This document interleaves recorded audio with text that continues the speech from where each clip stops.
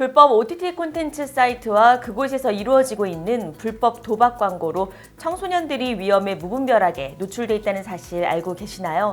디지털 시대가 발전하면서 편리한 미디어 소비가 가능해졌지만 그 이면엔 심각한 문제들이 자리하고 있습니다.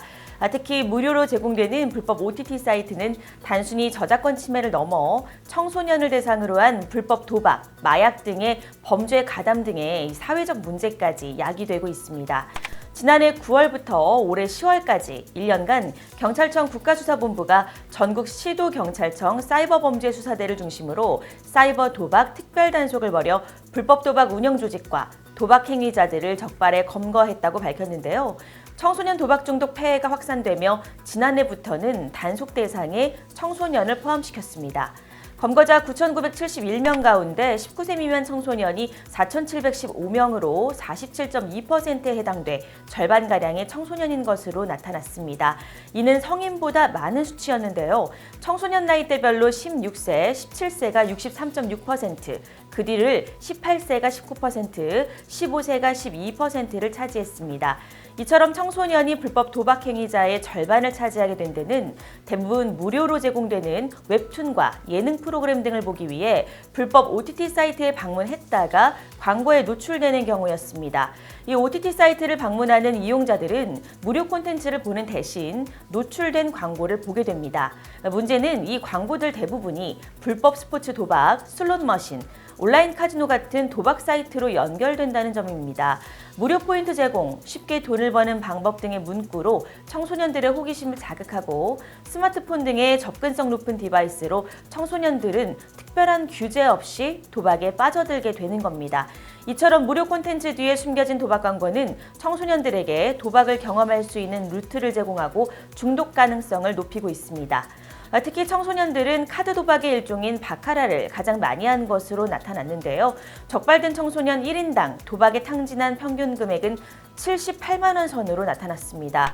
적발된 한 16세 청소년은 1억 9천만 원을 탕진한 청소년도 있었습니다. 지난 9일 대표적인 불법 OTT 스트리밍 사이트 누누TV의 운영자 A씨가 검거됐다는 소식이 전해졌는데요.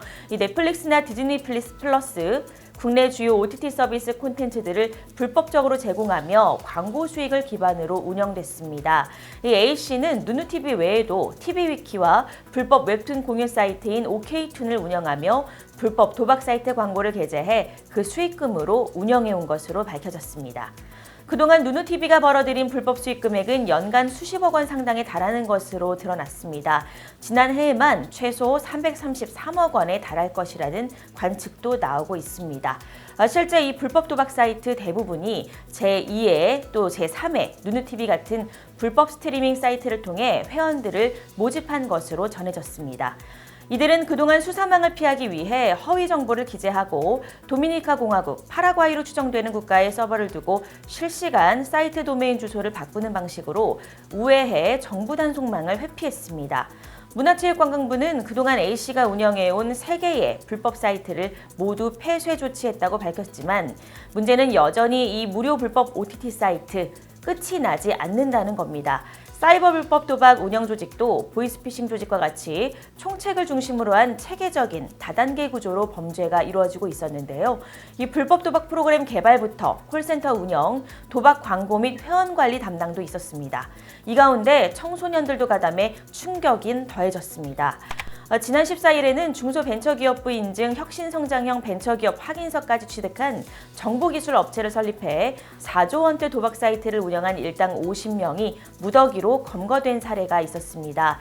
이들은 3년간 약 13만 명의 회원을 모집했고 연계된 불법 자금 세탁 조직과 함께 바카라, 스포츠 토토 등 도박 게임을 제공했습니다.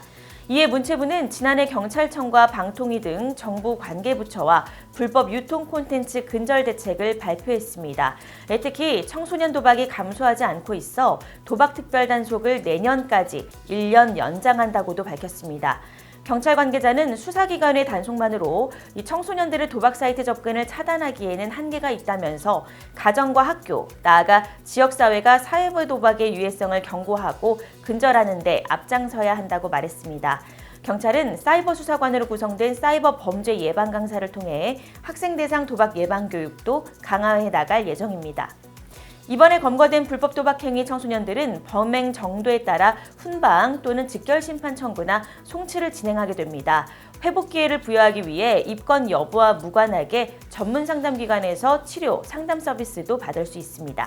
이외에도 카이스트 사이버보안연구센터에선 불법 도박 및 유해 사이트 추적, 대응을 위한 갬블 트래커 서비스를 제공하고 있습니다. 불법 도박뿐 아니라 웹툰, 토렌트, 성인 사이트 등 각종 유해 사이트와 카테고리를 식별할 수 있습니다. 현재 문화체육관광부, 한국마사회, 강원랜드 등 관계기관에 웹 기반 API 서비스를 제공합니다.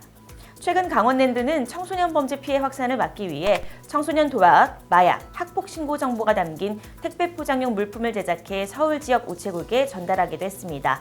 상담 신고 전화번호와 온라인 신고 채널, 마약류 익명검사 QR코드가 포함돼 있어 즉각적인 신고 루트를 대대적으로 홍보하고 있습니다.